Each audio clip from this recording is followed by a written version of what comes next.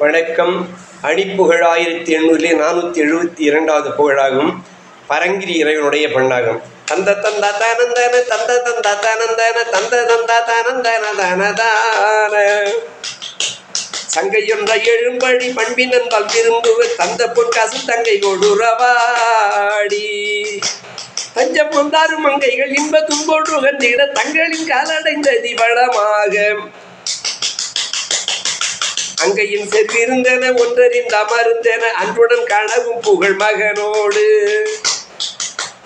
அஞ்சையும் சாகசம் பட கெஞ்சியும் சாமுனம் புகழ் அன்பில் உண்பவரைந்திடங் அருள்தாராய் அஞ்சையும் சாகசம் பட கெஞ்சியும் சாமுனம் புகழ் அன்பில் உண்பவரைந்திடங் அருள்தாராய்